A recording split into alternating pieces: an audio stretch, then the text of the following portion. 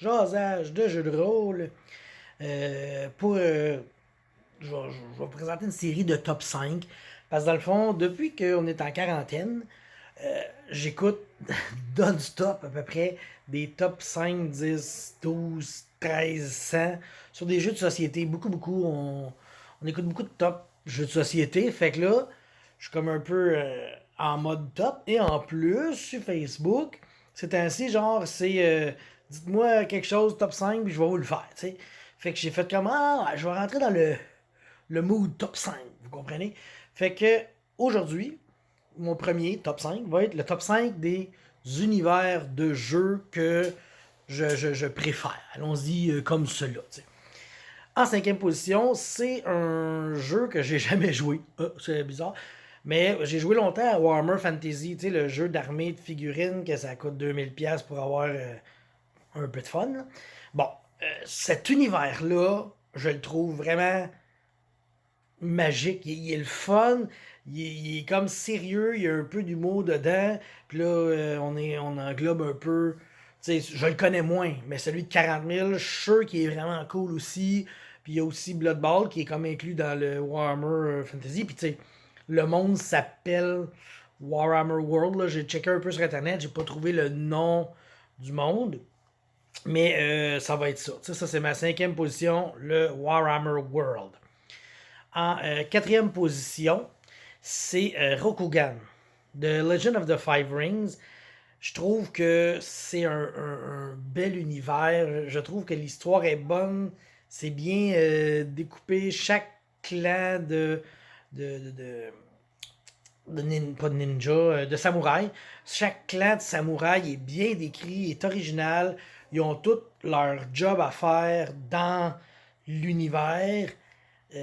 Moi, je trouve ça super le fun. Tu sais, c'est bien divisé. Il y en a qui sont là pour le commerce, il y en a qui sont là pour l'Empire, il y en a qui sont pour l'Empereur, il y en a qui sont là pour. C'est des. De la magie, tu sais, le clan des Phoenix sont là pour la magie, etc. Fait que chaque clan a sa job à faire dans le royaume. C'est Emerald quelque chose, là. Emerald, je me souviens plus, mais en tout cas, tu travailles pour l'empereur puis l'Empire et je trouve ça génial comme univers. L'autre d'après, j'ai choisi en troisième position le monde de Cthulhu. Euh, le monde genre années 20-30. Celui-là, l'ambiance est le fun, puis tu joues, c'est des personnes normales qui sont confrontées à du surnaturel. Puis ça, je trouve ça. C'est inspirant. Ça te met dans l'ambiance, tu sais. Tu joues à ça, puis t'es capable d'imaginer le linge qu'il y avait, la musique qui jouait. Puis là, tu rencontres des aberrations, puis dans ce jeu-là, les aberrations sont toujours un peu spéciales, sont faceless. Faut que tu te l'imagines, puis tout vient avec le maître qui décrit les choses. C'est un univers qui est vraiment bien fait, intéressant. C'est toujours le fun d'un vrai univers qui ont rajouté quelque chose par-dessus. Ce qui mène à ma deuxième position, le World of Darkness. Ça, le World of Darkness aussi, j'aime encore plus ça parce que ça s'étend vraiment partout. Puis toute l'histoire est reliée au World of Darkness. T'sais, Hitler, c'est à cause qu'il y a des vampires qui sont intervenus. Les malédictions des pharaons, toutes les guerres qu'il y a eu, la colonisation du continent, ça a toujours rapport avec les vampires et les loups-garous et tout ça. Mais moi, je connais surtout la partie vampire. Le World of Darkness, c'est vraiment ma deuxième position. J'adore ça. Et ma première position, ça fait des années là, que j'adore ça. Ça fait 25 ans peut-être minimum. Yeah! Faut excuser. Ravenloft. Le monde de Ravenloft, j'ai toujours trippé sur cet univers-là. C'est des pochettes dans l'univers qui flotte, dans le néant.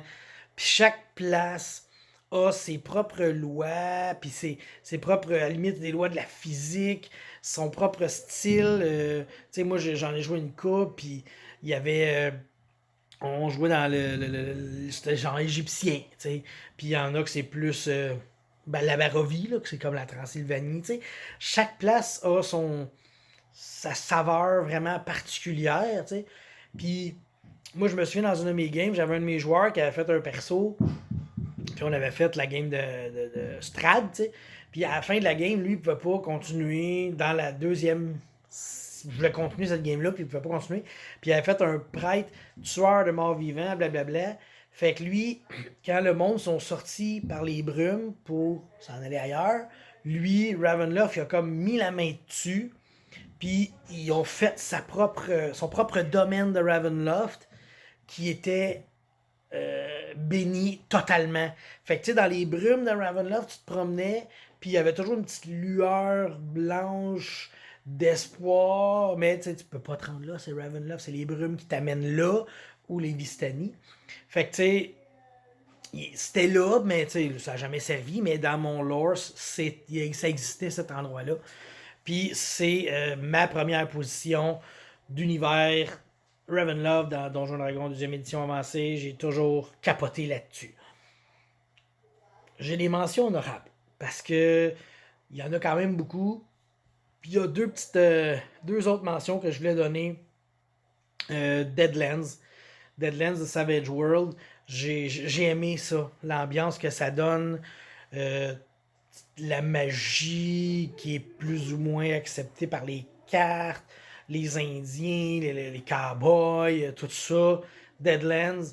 Il n'y a pas de place dans mon top 5, mais j'adore ça. Et l'autre mention spéciale, c'est Titan de Défi Fantastique. J'ai pas joué tant que ça dedans avec François Le Tat. C'est lui que si tu veux jouer, faut que tu joues avec lui. J'ai pas joué tant que ça avec lui, mais tu sais, j'ai les livres dans Zotler Rouge, j'en ai beaucoup, j'en ai lu quand j'étais jeune. Puis, quand j'avais été chez François, justement, où il l'a montré dans une vidéo, sa carte, avec une carte du World, du monde de Titan, avec où est-ce que chaque livre dans Zotler Rouge a été fait, où est-ce que c'est ça, la cité des voleurs, etc. Tu sais. Puis ça m'avait vraiment comme frappé à ce moment-là, parce que moi, quand j'étais jeune, puis je faisais les livres, puis j'avais du fun, puis ok.